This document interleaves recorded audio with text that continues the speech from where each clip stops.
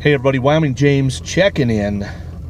Another day elk hunting with my main man, Captain Lefty, the Midnight Toker Miller.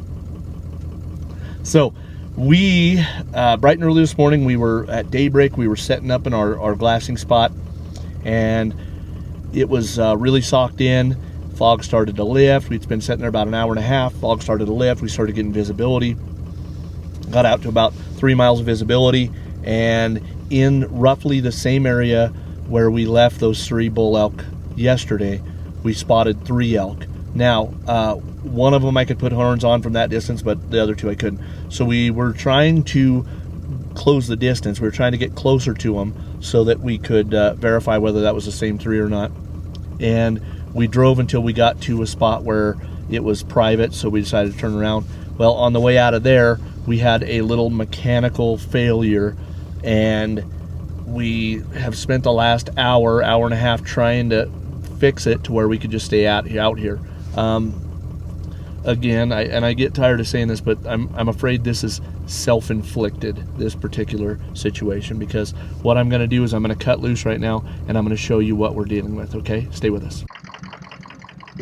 All right, so we are going to walk around here, and I'll share with you guys what we've got going. Now, the problem is this tailpipe, this exhaust pipe, fell down and jammed it, as you can see back there. Let me see if I can lighten this up a little bit. You can see it jammed that tailpipe right up against the axle, and then it bent the tailpipe into a horseshoe. And in doing so, we're not able to get it out of there because it bent the front down so much, and it's literally wrapped around the axle, and there's no room to get it out because it bent it in that angle. We tried several different things, but I'm afraid screwing around too much there, we're going to end up getting a brake line and yanking a brake line loose. So we're going to hold off on that.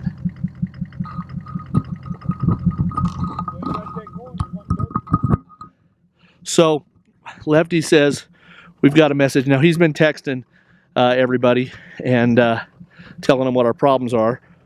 So tell us what Doug's message is. Doug wanted to know how many times you've gone elk hunting as an adult. You're supposed to get the truck fixed before hunting season. Fair enough. So, Doug, that's so true. That is so true that you're supposed to get the pickup fixed before you go hunting. Now,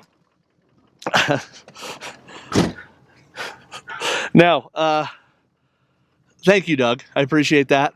Now, as Lefty's over here, I get in the truck and he's over here draining up. So, we're headed back to town. We've got to go get our hands on a Sawzall with a metal blade so that we can cut that off, get that out of there, because what I'm afraid is going to happen is it's going to finally drop down when we're going through a boulder patch, and it will bend, and then we're going to be hung up somewhere where we don't want to be hung up. So with that in mind, we're just going to head back to town. And as you can see, the snow is moving in, and we're getting socked in again, so we don't really have much for visibility. So we're going to shake loose, we're going to run into town, get this fixed up, and we'll see what the rest of the day looks like. We will check back in with you shortly. All right, so this was the troublesome part. And if you can see here, we kind of bent it over so that it stopped us nice and fast, kind of crunched it up here. Right, and then there's the back piece that had to come off. Like, it took literally 45 seconds with the assault saw from our friend Nucleus. We got to thank him. Big thanks to Nuke for that. He is such a lifesaver because all of my tools are packed away somewhere. I don't know where, but they're all packed away. And so Nick was kind enough to allow us to borrow his saw. And now we're going to get on our way.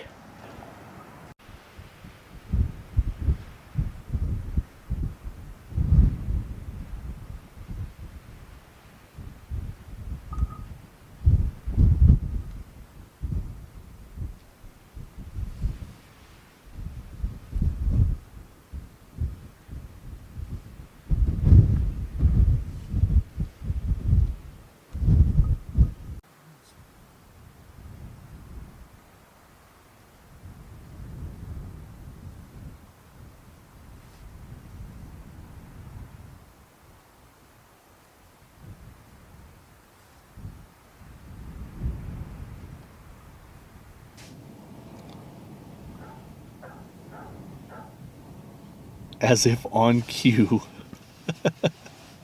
Seems like every time we Let me clear that. every time we turn the camera on, the dog bark notification goes off. So this is just me saying good morning, Doug, because that's probably Doug, right? Yeah. Was it Doug? I just sent you a screenshot of that that weather thing that said the current temperature is 11 and the real feel is -9. He wrote back, "Holy cow!" Yeah. So 11 degrees right now. Wind blowing at about 43,000 miles an hour. So that puts the wind chill down around -9. I don't know how many elk are going to be out in -9 real feel temperature, but not very many is my guess. But we're out here doing it anyway. The actual wind is 23 miles an hour, according to the Weather Channel. Like I said, 43,000 miles an hour. The Weather Channel's not always right. So we're out here, and as if on cue, our man Doug hits us up. So good morning, Doug. Good morning, everybody.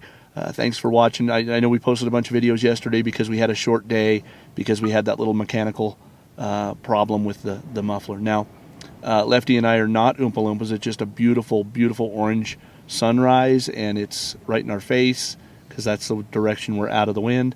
Anyway, so we're not really as orange as we look. We weren't suntanning yesterday. So we're at it this morning. We're back up in our regular old spot, hoping we can catch one of those bull elk out in the flats where we can get to them. But we're just we haven't seen anything yet. Sun's just coming up. Beautiful, beautiful morning, aside from the wind and the cold. But we are going to we're just going to keep doing what we're doing because that's what we came here to do. So that's it. We will check in with you guys shortly. Stay with us.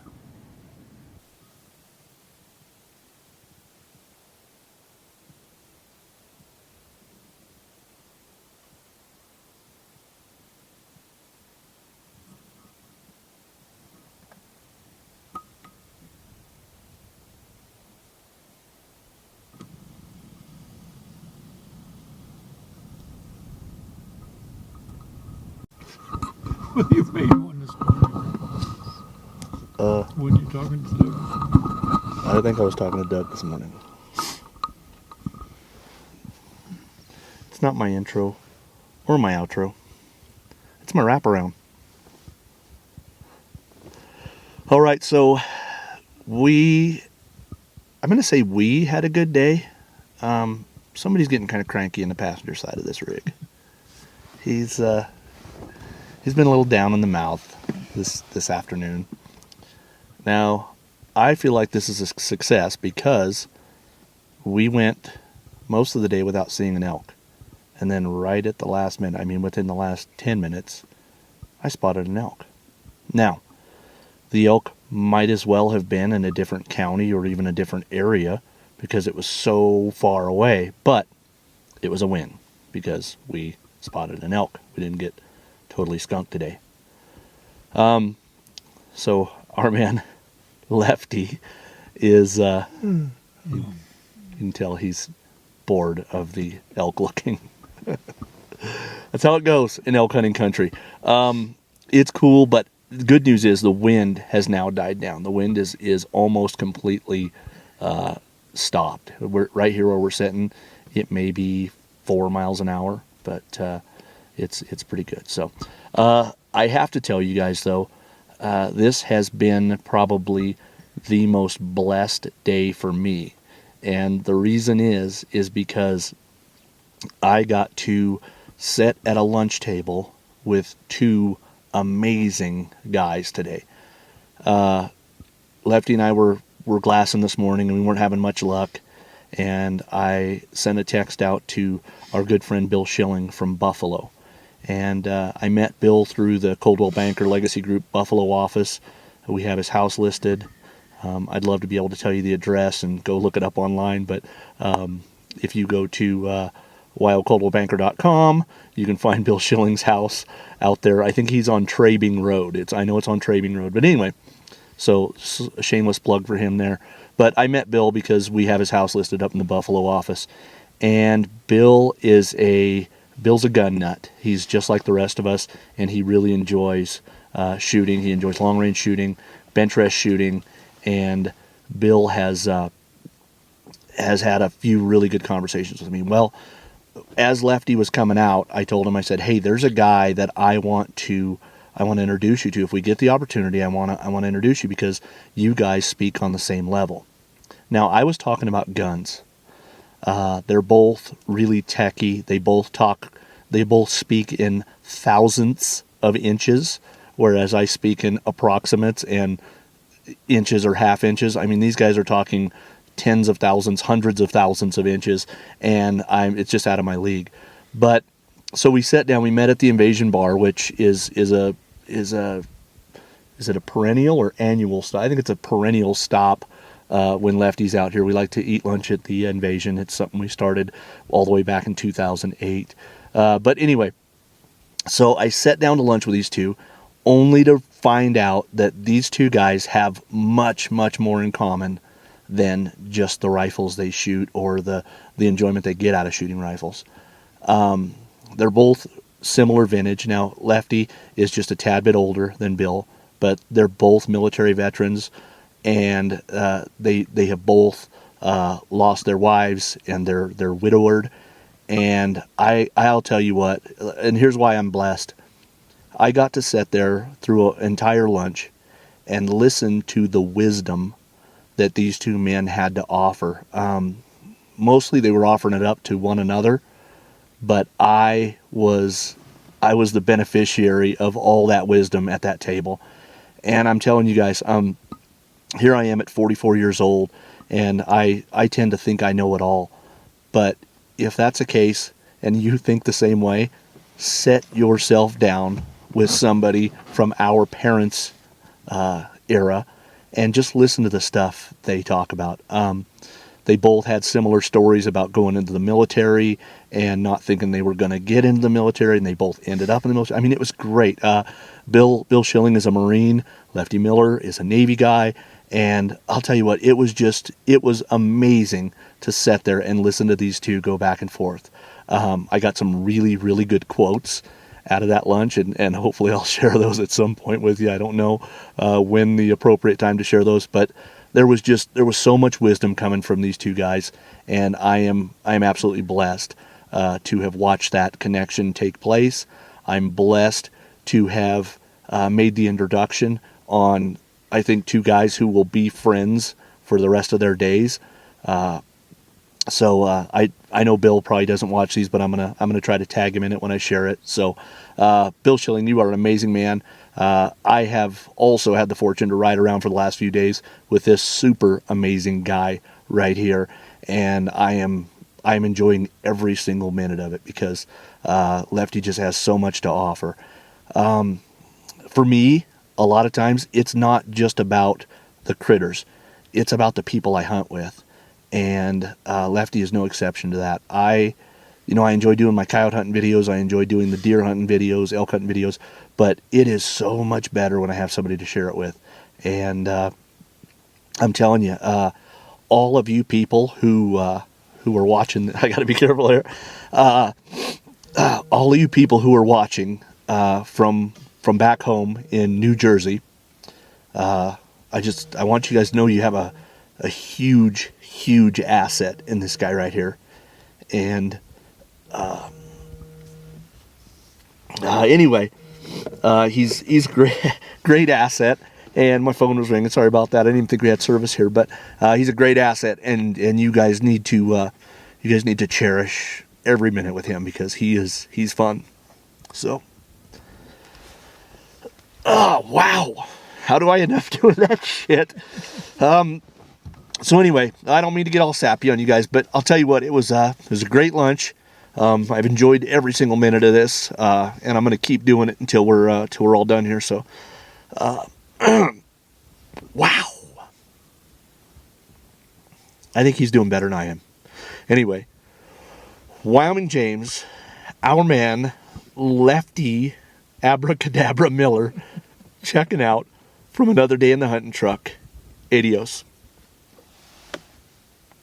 Third floor. All right, so We're not quite done for the evening. It's just a little after 9, about a quarter after 9. And we are here at the Come On Inn because we're meeting our Huggiesville friends, our Pennsylvania friends, Tim, Jake, Hunter, Bob, Donnie. They are all here and we're going to meet up with them. We just rolled back into town coming off the mountain. They're supposed to be here somewhere, so let's go see where they might be. I think I already got them spotted. This is the plush accommodation. I don't know why we're not focusing. All right, so now we've got focus at least. But yeah, this is the plush accommodations that the Hughesville boys like to stay at. So we're just gonna cruise on back here. Hopefully we can catch them unaware. Marriage rehearsal. Of course, they're staying all the way down here. They must reserve this room like a month in advance. Did I forget to say Maverick? Maverick's here too. So I think they must reserve this room like years in advance. Hey boys, look at this crew.